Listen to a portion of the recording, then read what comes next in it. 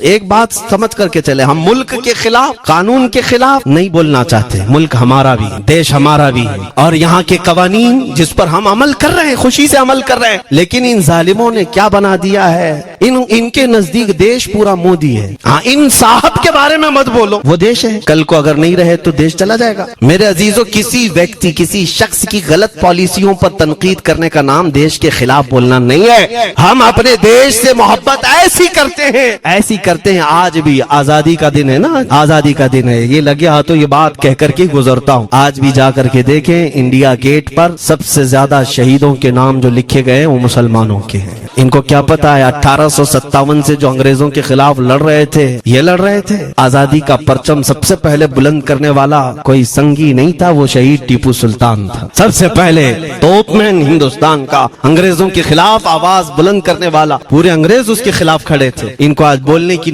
توفیق بھی نہیں ملتی۔ اور اس کے علاوہ وہ علماء کی بات کہاں چلی گئی؟ آج انگریز تاریخ دان نے لکھا ہے کہ سب سے زیادہ ہمیں خطرہ ہندوستان میں مسلمانوں سے تھا، اور ہم نے دلی سے لے کر کشمیر تک کوئی ایک جھاڑ، کوئی ایک درخت باقی نہیں تھا جس میں ہم نے ایک عالم کو لٹکایا نہیں تھا پھانسی پر، جن کی تعداد گنی گئی ہے تو تقریباً 26,000 علماء کو انہوں نے پھانسی دی، دلی سے لے کر کشمیر تک۔ مجھے بتاؤ جزیرہ انڈمان نکوبار میں کس کو بھیجا ہے؟ مولانا فضل حق خیر آبادی، عنایت احمد کاکوروی، یہ تمام وہ لوگ ہیں، علامہ عنایت احمد کاکوروی، جن کی کتاب آج تقریباً ہر مدرسے میں پڑھائی جاتی ہے، علم الثقہ۔ یہ کتاب یہاں چٹائی پر بیٹھ کر لکھی ہوئی نہیں، اس جیل کی دیواروں پر لکھی ہوئی کتاب، اس کو پڑھ کر کے آج بچے عالم بنتے ہیں، ہم بھی پڑھے۔ یہ وہ لوگ ہیں جن کو صرف اور صرف حق بات کہنے کی بنیاد پر زندگی بھر جیل میں ڈال دیا گیا۔ آج ڈھونڈ کر کے نکالو مولانا فضل حق خیر آبادی کا مزار کہاں ہے؟ اور انڈمان نکوبار میں، جہاں کالا پانی کی سزا دی جاتی تھی۔ کفایت علی کافی کا نام سنا ہے؟ میرے عزیزو، یہ نام کا ذکر آنا تو حق بنتا ہے آج کی رات ضرور۔ مراد آباد شہر کا وہ عالم ربانی، وہ صرف اور صرف مجاہد آزادی نہیں بلکہ فنا فی الرسول بھی تھا۔ آپ اسی سے اندازہ لگا لیں، اعلیٰ حضرت جیسا عاشق، ہدایت بخشش لکھنے والا، اعلیٰ حضرت کے اشعار تو پتا ہے نا،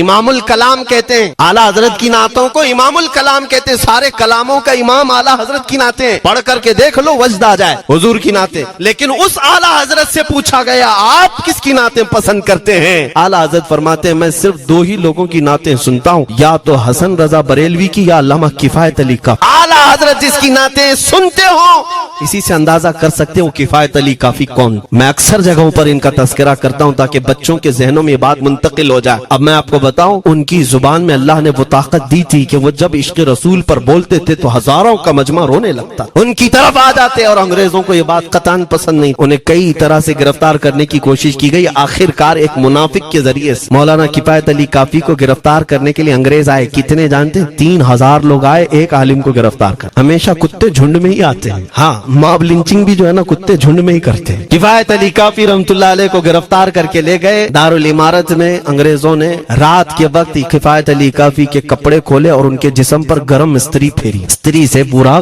داغتے تھے، اور جب چمڑی جل جاتی تھی تو اس پر نمک چھڑکتے تھے۔ ہفتہ بھر تک علامہ کفایت علی کافی کو انہوں نے یہ دردناک سزائیں دی۔ بیچ میں کئی مرتبہ ان کو سامنے آفر رکھا، تم بدل لو اپنی باتیں، چھوڑ دو اپنی اس قوم کو ورگلانا، چھوڑ دو یہ سب جو تم تقریریں کرتے ہو، ہم اپنے حکومت میں تمہیں لے لیں گے، وظیفہ بھی دیں گے، عہدہ بھی دیں گے۔ کفایت علی کافی رحمۃ اللہ علیہ نے فرمایا تم غلط جگہ ہاتھ مارے ہو، ہاں یہ وہ جگہ نہیں ہے جہاں سے 500 پاؤنڈ لے کر کے کوا بھی حلال کر دیا جائے، ہر چیز جو ہے تمہارے حساب کی بنا دی جائے، یہ وہ جگہ نہیں ہے۔ کفایت علی کافی رحمۃ اللہ علیہ نے کہا میرا دین اتنا سستا نہیں ہے، اتنا سستا نہیں ہے۔ اس کے بعد انہوں نے کہا تو پھر تم مرنے کے لیے تیار رہو، کہا خوشی سے۔ 8 دن کے بعد ان کو ایک چوراہے پر لے جا کر پھانسی کا پھندا لگایا گیا، اور پورے مجمع میں آپ کو پھانسی کے لیے چڑھایا گیا۔ انگریزوں نے پوچھا تھا کوئی آخری وصیت ہے تمہاری، کوئی آخری خواہش ہے تو بتا دو لوگوں میں۔ پھانسی پر چڑھنے والا یہ کہتا ہوگا میری بیوی سے مل لوں، بچوں سے مل لوں، جائیداد پراپرٹی کی وصیت کر دوں، میرے بعد کون بیٹھے گا وہ کہہ دوں۔ لیکن کفایت علی کافی کی بات پر قربان جاؤ، اس بھرے مجمع میں کہتے ہاں میری آخری خواہش ایک ہی ہے، ایک بار نعت رسول پڑھ لوں، اللہ اللہ، ایک بار نعت رسول پڑھ لوں۔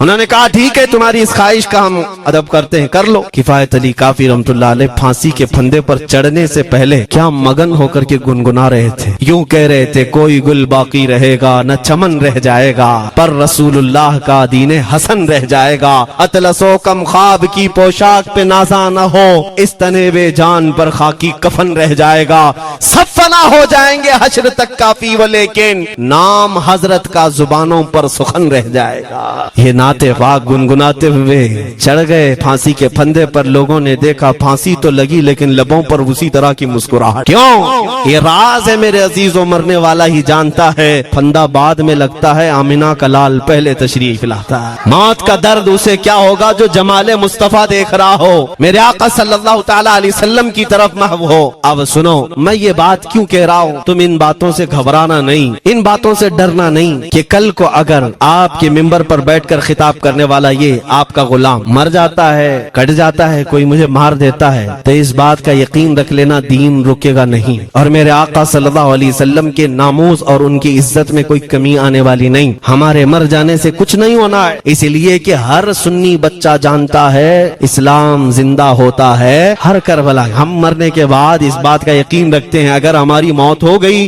اس راستے میں تو اسلام کی آبیاری ہوگی، اسلام اور پھولے گا پھلے گا۔ اور ہوا یہی، کفایت علی کافی کو پھانسی کا پھندا دے کر 8 دن تک جشن منایا تھا انگریزوں نے۔ جب مولوی چلا گیا جو لوگوں کو تقریر کرتا تھا، ہزاروں کا جمع کرتا تھا، حضور اکرم صلی اللہ علیہ وسلم کی محبت کی باتیں کرتا تھا، چلا گیا، ہم نے پھانسی دے دی۔ لیکن ان ظالموں کو معلوم نہیں میرے خدا کا قانون کیا ہے، قدرت خداوندی کا قانون کیا ہے۔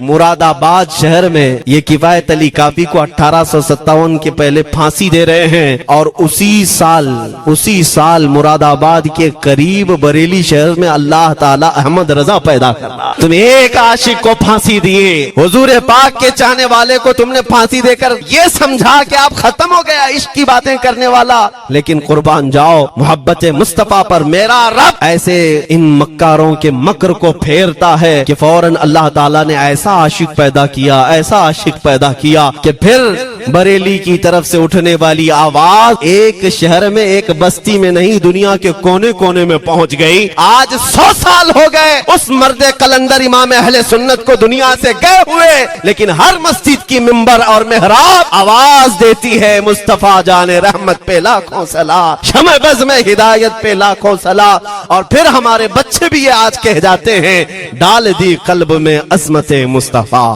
سیدی اعلیٰ حضرت پہ لاکھوں صلاۃ۔ یہ نظام ہے میرے مولا کا، ایک چراغ تم بجھاؤ گے مولا 100 چراغ روشن فرمائے۔ ہاں انشاءاللہ العزیز اس بات پر ہم سب کو جمع ہونا ہے۔ اللہ کریم ہمیں ہماری کھوئی ہوئی طاقت و قوت عطا فرمائے۔ آپ رب تبارک و تعالیٰ کی بارگاہ میں یہ دعا کریں کہ اے رب ذوالجلال جب تک زندگی باقی ہے مولا مجھے تیرے نبی کے وفاداروں میں شمار فرما۔ اس لیے میں جب بھی حضور کی بارگاہ میں عریضہ پیش کرتا ہوں تو یہ ضرور کہتا ہوں آقا بد ہیں تو آپ کے، بھلے ہیں تو آپ کے، ٹکڑوں پہ یہی کے پلے ہیں، رخ کدھر کریں، تجھ سے جو منہ چھپائیں تو کریں کس کے سامنے۔ یا رسول اللہ کیا کسی اور سے توقع نظر کی ہے؟ ہمارا ماننا تو یہ ہے، میں نے دیکھا بھی ہے اپنے بچوں کو، اور ہم کہتے ہیں میرے آقا کی بارگاہ میں آقا گنہگار تو ہو گئے لیکن آپ کے غدار نہیں ہیں، غدار نہیں ہیں۔ جب تک غدار نہیں ہوں گے میرے آقا کی طرف سے تمہارے لیے ہمیشہ استقبالیہ کھلا رہے گا۔